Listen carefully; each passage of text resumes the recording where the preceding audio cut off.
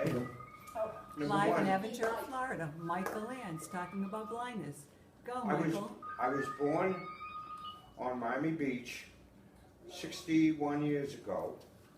I was born blind. I weighed 1 pound 15 ounces, went down to 1 pound 9.5 ounces. I don't remember it. And in order to keep me living and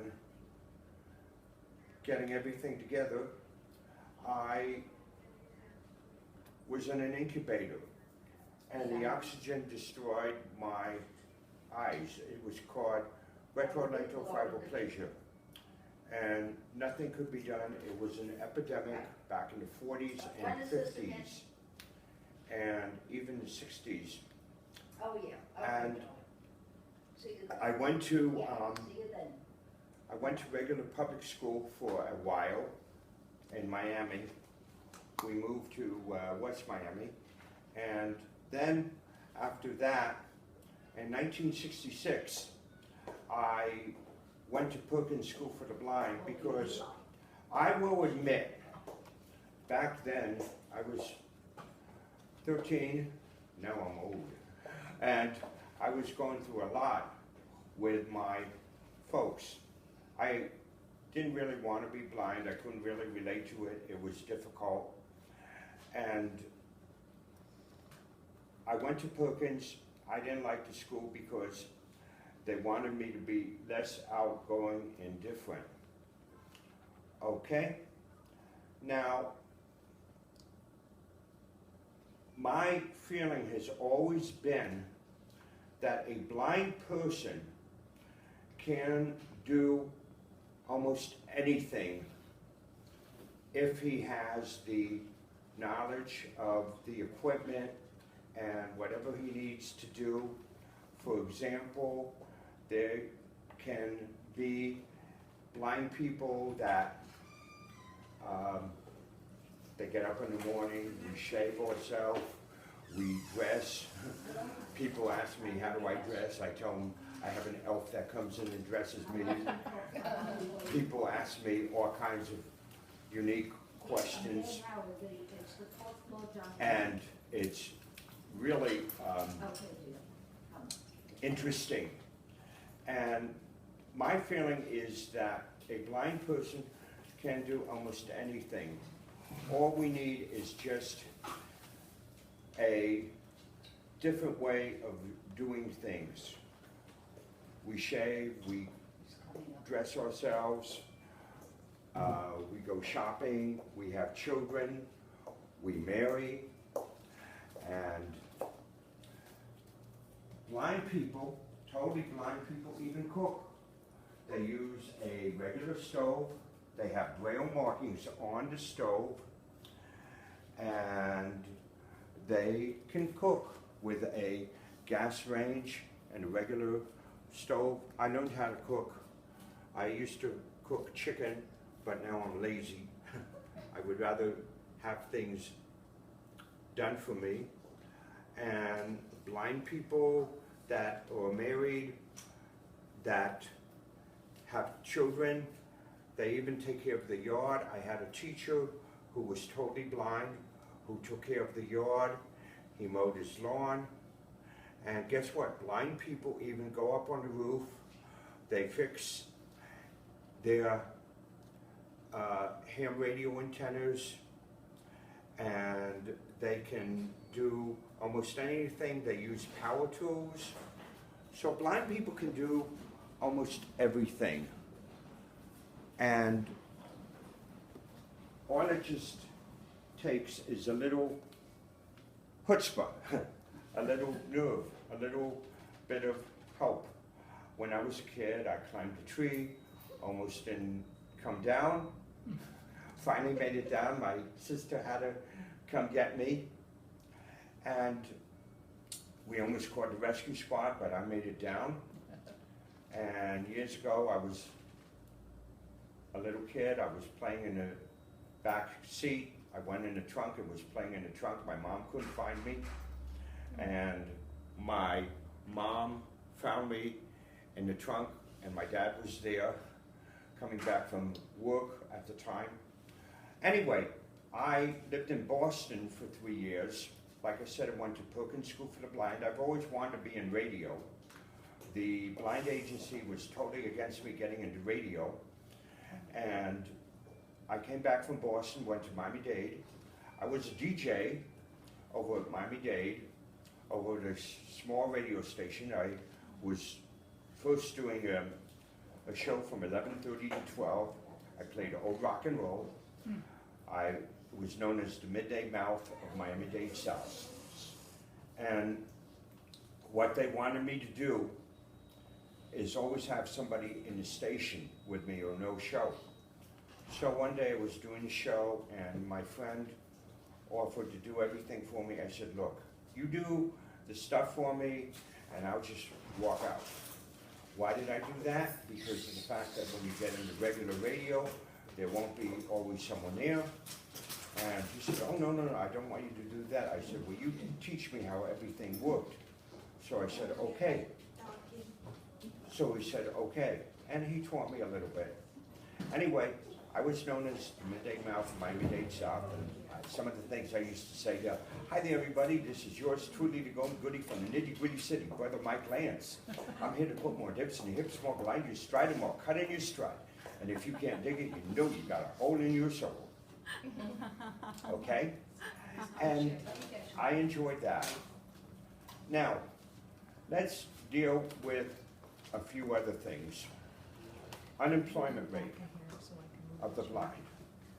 The unemployment rate of the blind, unfortunately, in this country is about 70 to 75%. Why is it like that? Because most people are afraid, well, of the blind. They're afraid that we're more hazardous, that we'll get hurt, that insurance goes up, that's liability. That's not true. Okay? We do not get hurt like anybody else. Let me ask you folks a question. Let's say if that were true.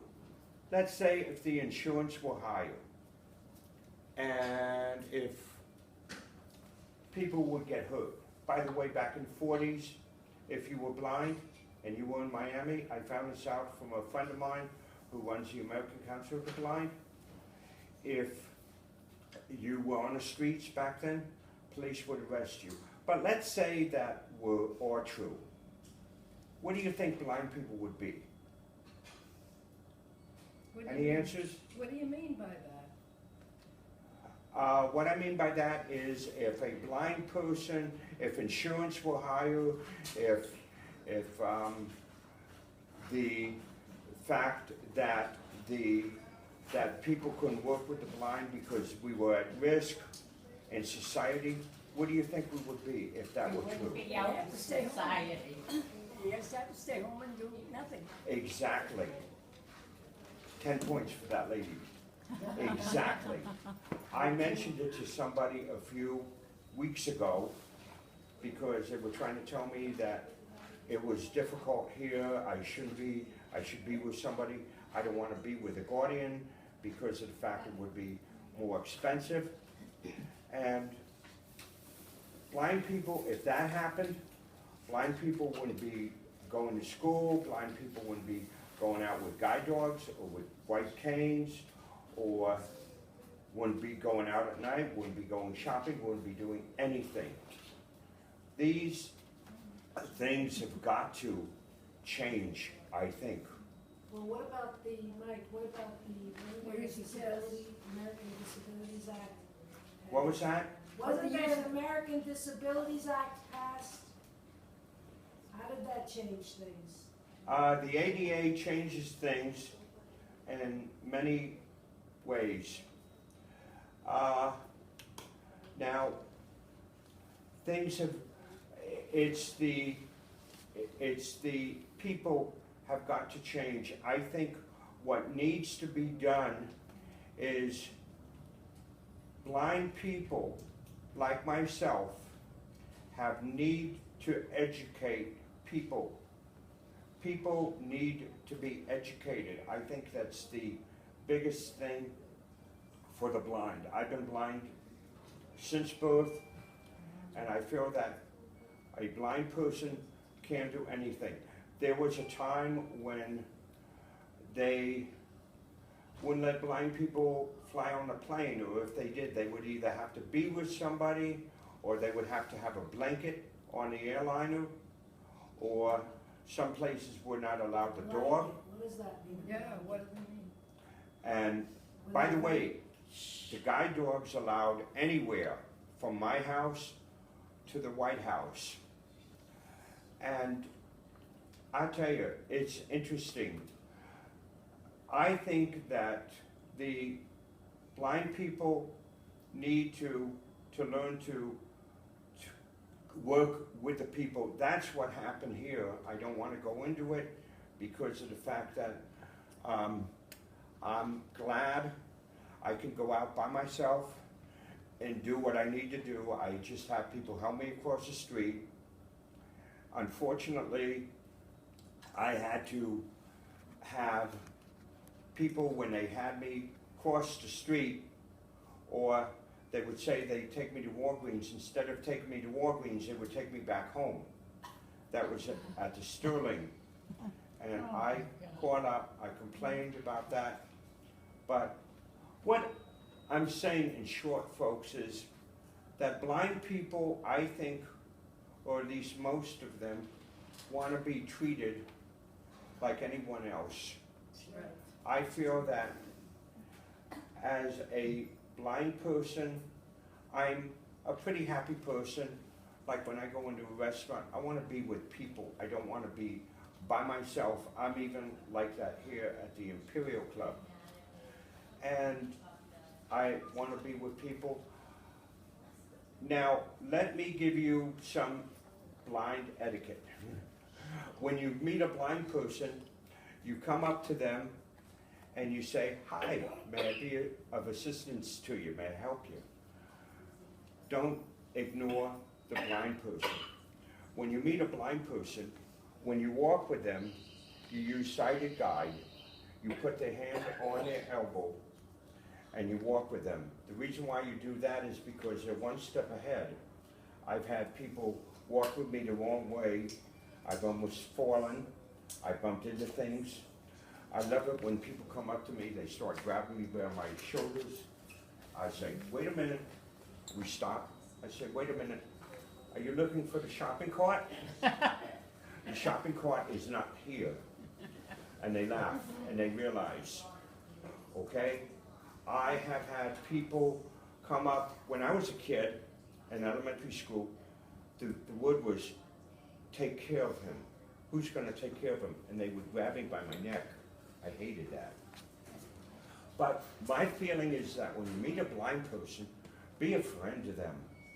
Take them out to lunch. Be a good friend. Try to help them. In fact, if you're single, don't turn off a blind person. Go out with them. Who knows? Maybe you get married and maybe you have a family. Unfortunately, a lot of people out there feel that blind people are different, or blind people can't do much. We're the same as you, except we can't see. People ask me all the time, "What do I see?" I tell them nothing. They go, "You see nothing?" I say, "No, I don't see anything. Not even the big black dog." But anyway, you know, I would also like to see people learn to understand what's happening with the blind and people deal with it. I host a chat line on Tuesday night called The Blind Side of Living on a conversation station.